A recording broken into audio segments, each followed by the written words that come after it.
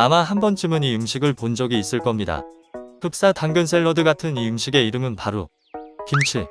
한국인이 가장 사랑하는 소울푸드이자 라면과 함께 먹으면 더욱 맛있는 김치가 왜 이런 모습으로 우즈베키스탄에 있는 걸까요? 그 이유에 대해 알아보려면 우리는 먼저 김치가 아니라 김씨를 알아봐야 합니다. 김씨는 한국에서 가장 많이 볼 수 있는 성씨입니다. 2015년 기준 전 국민의 21.5%에 해당하는 수가 모두 김씨죠. 한국 사람이라면 모두가 알고 있는 당연한 얘기입니다. 하지만 만약 이곳이 우즈베키스탄이라면 얘기는 달라질 수밖에 없습니다.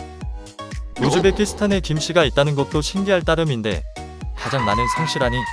실제로 우즈베키스탄 내에 김씨 성씨를 가진 사람은 약 42만 명으로 전체 인구의 1.2% 정도를 차지하고 있죠. 한국처럼 극단적인 수치는 아니지만 중앙아시아에서 가장 많은 인구수를 자랑하는 나라에서 가장 많은 성씨를 차지한다는 것은 놀라운 일입니다. 게다가 김씨뿐만 아니라 이씨, 박씨 등 한국 성씨가 다양하게 분포하고 있는데요. 이처럼 많은 사람들이 한국 성을 가지게 된 데에는 당연히 한국인, 정확히 말하면 고려인의 역할이 컸습니다. 고려인이란 조선시대 갖은 억압과 가난, 일제 침략을 피해 연해주로 이주한 사람들을 말하는데요. 1937년 일본군 스파이가 섞여 있을까봐 걱정했던 스탈린에 의해 중앙아시아로 강제 이주를 당하면서 지금의 우즈베키스탄에 이르게 된 것이죠. 당시 갑작스런 강제 이주로 수많은 고려인들이 희생을 당했는데 고려인들을 태운 열차에는 제대로 된 화장실도 없어 화물칸에는 오물이 쌓였고 추위와 배고픔, 병마에 의해 많은 고려인들이 목숨을 잃었습니다.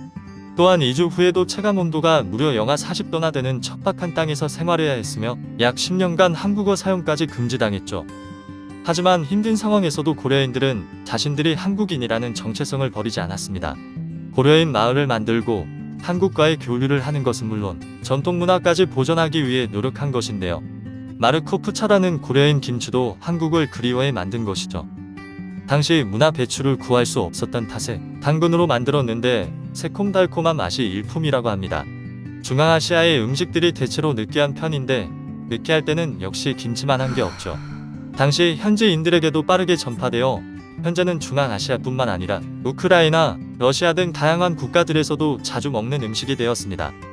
결국 한국인 특유의 근면성실함과 적응력으로 고려인들의 정착은 점차 안정화되었고 한국인 성씨를 쓰는 고려인이 많아지면서 자연스레 우즈베키스탄에서 김씨 성을 쓰는 사람이 많아지게 된 것이죠. 하지만 최근에는 중앙아시아의 경제가 악화되면서 한국으로 돌아오는 고려인들도 많아졌다고 하는데요.